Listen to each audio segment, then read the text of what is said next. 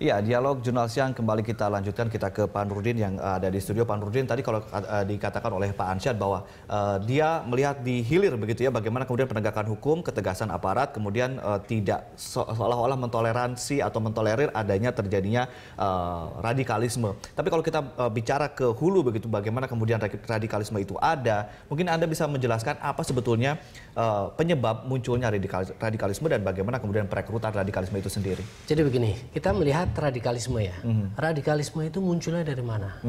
Dia tidak pernah muncul dari atas, dia selalu muncul dari bawah. Akar permasalahannya apa sih? Nggak jauh-jauh kok. Sosial, ekonomi, itu pasti. Yang pasti itu kesenjangan, ketidakadilan, yang kemudian memunculkan kebencian, kemarahan, dendam dan sebagainya. Munculnya selalu dari situ. Apakah permasalahan-permasalahan itu sampai saat ini, sampai hari ini bisa terselesaikan dengan baik? Tentu saja tidak. Jadi kalau itu masalahnya masih ada, artinya radikalisme, terorisme akan tetap ada begitu ya? Akan tetap ada sampai kapanpun itu. Meskipun itu mungkin dalam bentuk yang berbeda-beda, berubah tingkatannya, itu pasti akan tetap ada. Sama halnya ketika kalau kita dulu melihat bahwa kalau kita kemarin melihat yang di Australia penyanderaan dilakukan oleh seorang diri. Memang dalam 2 tahun terakhir ini ada beberapa kali aksi seperti itu. Dia seorang diri hanya berdasarkan inisiatif karena ketertarikan dia akan sebuah gerakan, sebuah aliran, sehingga dia mengikuti, terinspirasi dan jalan sendiri. Tapi dulu ada nggak? Mereka selalu melakukannya berkelompok, mengatasnamakan kelompok ini, kelompok ini, kelompok ini. Tapi kemudian berubah lagi kan. Sama dengan pola dulu di terorisme yang berlatar belakang radikalisme ya. Dulu adalah permainannya bom. Bom. Dalam 2 tahun terakhir ini apa? Penembakan. Ada bom nggak? Ada trennya berubah begitu ya? Perubahan itu. Karena apa? Perubahan itu juga karena mereka embrio-embrio ini muncul menyikapi situasi sekelilingnya. Ada perubahan nggak? Bagaimana pengamanan polisi, pengamanan aparat intelijen? Awalnya mereka begitu memantau bom, terus mereka kurang dalam memantau faktor situasional apa yang kemudian berbeda antara di tahun Anda sebutkan tadi di antara tahun 98 hingga 2008 dan periode kali ini? Apa bedanya? Faktor situasional apa yang kemudian mempengaruhi di Indonesia? Kalau di Indonesia, faktor-faktor yang paling menonjol tentu saja politik, titik. 2 ekonomi, ya kan. Dari politik bisa dilihat dari sisi keagamaan, ya kan. Nah, terus kemudian kebijakan pemerintah, ya kan. Terus kemudian rezim siapa yang berkuasa waktu itu. Kita mundur ke 98-2000. Apa yang terjadi waktu itu adalah konflik antar kelompok, ya. Terus kemudian muncul di Ketapang, kalau masih ingat mungkin ya, di Jakarta. Terus kemudian muncul di Ambon, kemudian muncul di Poso, kemudian muncul lahir bom malam Natal tahun 2000, muncul lagi kelompok ini, kelompok ini, kelompok ini.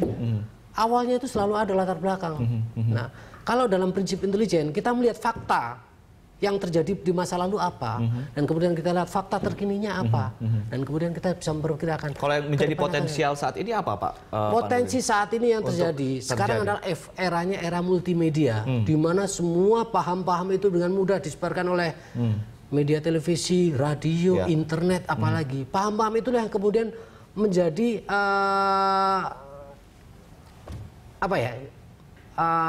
Jadi terornya melalui sosial media begitu atau bagaimana? Loh, itu sangat mungkin. Jadi kalau kita balik ke beberapa proses penangkapan terhadap pelaku teror di Indonesia, dari mulai kelompok Poso, kelompok Solo, mereka belajar merakit bom dari mana? Internet. Ya kan? Mereka punya akun Facebook nggak? Punya. Mereka berhubungan antara akun Facebook dengan teman-temannya, dengan kelompoknya, sangat berhubungan. Dan itu sudah terbuka dalam proses penegakan hukum, ya kan? Artinya mereka menggunakan media-media sosial yang saat ini menjamur itu menjadi sebagai alat untuk berkomunikasi. Nah, ini sekarang eranya seperti itu, dan ini akan berkembang terus. Kalau saya melihat apa yang terjadi di Sydney kemarin, pelaku itu dia terilhami perbuatannya itu setelah dia melihat TV. Tapi itu pun mungkin kemudian nantinya mengilhami apa yang terjadi dengan negara-negara lain, termasuk di Indonesia juga potensial kemudian ada ilham-ilham seperti itu begitu ya. Sekarang gini contoh simpel aja. Dulu radikalisme kelompok Islam garis keras itu muncul ketika mereka dikumpulin, terus habis itu ditonton ini video. Ini dulu di Ambon kayak gini loh. Ini dulu Poso kayak ini. Wah, mereka sekarang mereka mudah nggak mengakses itu di internet? Sangat mudah. Ya sudah. Baik. Nanti kita akan sambung lagi Pak Nurdin setelah jeda yang satu ini, kita akan update dulu untuk News Update, dan pemirsa tetaplah bersama kami.